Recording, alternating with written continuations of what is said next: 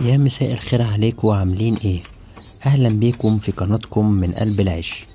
النهاردة هنفيدكم بفيديو جديد وجميل، يا رب اكون عند حسن ظنكم ونستفيد من الفيديو. تعالوا نتابع. دول التلات زغاليل، معانا زغلول تاني كده كان جايبينه من التحضين. دول الزغاليل اللي احنا عملنا معاهم فيديو لما كانوا عمر يومين. هتلاقوا الفيديو طبعا في القناة. ده تالت او رابع فيديو نعمله للزغاليل. الزغلول الرابع ده زغلول عادة كنا محضنينه تحت جوز حمام. الزغلولتين السود دول طالعين من تحت كرزليات، والفردة اللي هي الابيض في بني دي طالعة نتاع يمني وذكر باكستاني.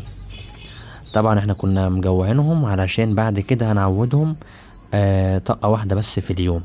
هو اصلا المفروض ياكلوا طقة الصبح بدري مثلا الساعة 7 8، وطقة بعد يعني على اخر النهار كده في التماسي كده مع تأكيد الحمام. دول طبعا معدي عليهم 4 اسابيع. لما بيوصلوا لسن 4 اسابيع 28 يوم ل30 يوم بيبدأوا طبعا يخرجوا من العش لوحدهم. لازم برضو يلقطوا دراع ويجا برضو لوحدهم، بيشربوا لوحدهم كده خلاص، يعني كده يعتبر اتفطموا.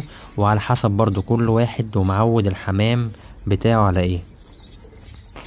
المفروض برضو نديهم كلفة ناعمة.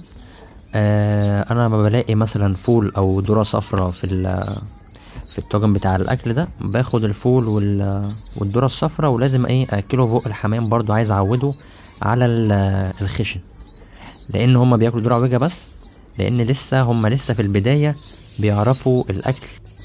وكمان برضو لازم يعرفوا المكان ويتعودوا على المكان علشان يعرفوا ياكلوا ويشربوا مية براحتهم.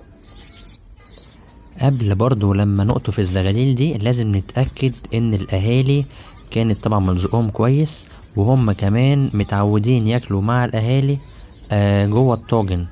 لما نشوف اي زغلول بياكل مع الاهالي جوه الطاجن، طبعا في الحالة دي احنا بنشيل لوحده علشان جوز الحمام يجهز. برضو لازم يبيض برضو، وعلشان برضو نخف على جوز الحمام الاكل كل شوية ويأكل الزغاليل. وطبعا جوز الحمام بيبقى عليه حمل طبعا، فلازم نقطف الزغاليل دي ونخليهم لوحدهم علشان برضو يعرفوا ياكلوا. دي من العلامات اللي احنا نسيب الزغاليل طبعا لوحديها، بيلقطوا طبعا لوحديهم وبيشربوا مية لوحدهم. بالنسبة للكلفة لازم طبعا دي نخليها ذرة عويجة مثلا او قمح او عدس، لكن ذرة صفرا او فول فدي احنا في وسط الفيديو كده لو لقينا فول او ذرة صفرا في وسط الطاجن فهنأكلهم للزغاليل. طبعا من الاخطاء الشائعة ان اي حد مثلا جديد ممكن يفطم الزغاليل بدري، قبل طبعا ما الاهالي تكون معودة الزغاليل تاكل لوحدهم. فكده لا قدر الله ممكن الزغاليل ما تعرفش تاكل لوحدهم فيخسوا، او ممكن طبعا يموتوا من قلة الاكل. ده طبعا فول احنا قابلناه في وسط الطاجن فبنأكله الزغاليل لانهم مش هيعرفوا ياكلوه لوحدهم.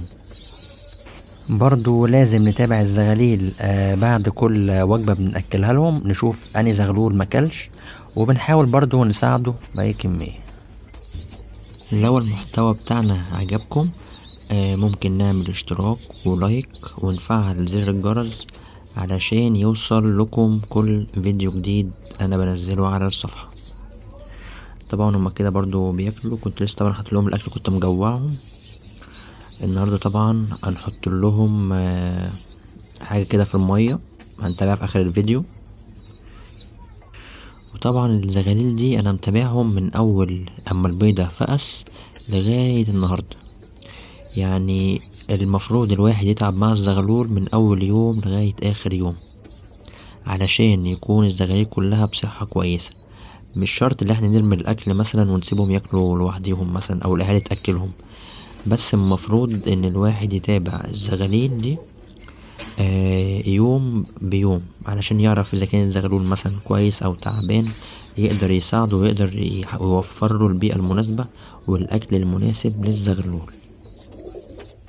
احنا كده بنأكلهم طبعا هنتابع الفيديو لغاية لما هنشربهم مية. النهاردة هنتكلم عن مضاد سموم جبناه من سوق السيدة عيشة. في ناس كتير هتقول هل ينفع ندي الزغاليل مضاد سموم؟ طبعا ينفع، لكن بحذر وجرعة صغيرة جدا، لانهم في السن ده بيكون جهاز الهضم بتاعهم لسه حساس وضعيف. طبعا أهمية مضاد السموم للزغاليل بينضف الكبد والأمعاء من السموم اللي ممكن تيجي من الكلفة والمية والدواء الكتير. برضو بيقلل حالات الإسهال، بيرفع مناعة الزغلول وبيخليه يقدر يستقبل الفيتامينات أو التحصينات بعد كده. مهم جدا طبعا في الصيف علشان الحمام بتاعنا ما يمرضش ويتعب كتير إذا كان الحمام كبير أو زغاليل. مضاد السموم اللي برضو اللي احنا جبناه من السوق ده نوع مستورد، بس انا مش متذكر اسمه. هعرف اسمه واسيب لكم الاسم في الكومنتات علشان النوع ده مفيد جدا للزغاليل والحمام. ولو حد مهتم بالأدوية دي ممكن أوصف له طريق الصيدلية اللي في سوق سيدة عيشة ويجيب منها، لأنها الناس اللي موجودة فيها ناس محترمة جدا ومتعاونة جدا مع الناس. في برضو تحذيرات مهمة، ما ينفعش ندي مضاد سموم مع أدوية تانية في نفس اليوم. برضو لازم تكون المية نضيفة ومتغيرة يوم بيوم. ما ينفعش برضو نستخدم مضاد السموم أكتر من 3 أيام متواصل. أنا عامة بستخدم مضاد السموم هي مرة مثلا واحدة في أسبوعين أو 3 أسابيع، علشان معدة الزغاليل مثلا ما تكونش مثلا يحصل لهم حاجة. بس ممكن نستعمله مع الحمام الكبير ممكن مرة أو مرتين في الشهر. ده طبعا مضاد السموم. دول 3 لتر مية. أنا هاخد طبعا الجرعة لكل لتر 1 سنتي، فأنا هحط كده 3 لتر في المية دي. طبعا غسلين الجردل كله والمية نضيفة لسه من الحنفية، وهنحط فيها 3 سنتي مضاد سموم.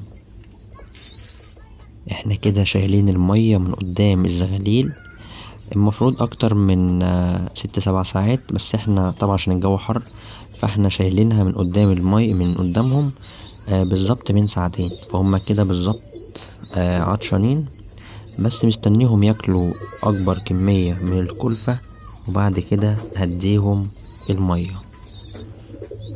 ممكن كمان بعد اما نخلص جرعة مضاد سموم ندي برضو رافع مناعة اللي هو امبيولانت.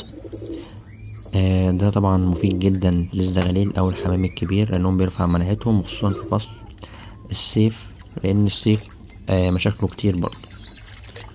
وبكده نكون خلصنا كلامنا عن الزغاليل في سن 4 أسابيع وازاي نساعدهم يبدأوا ياكلوا لوحديهم، وكمان أهمية مضاد السموم في المرحلة دي علشان المناعة والهضم.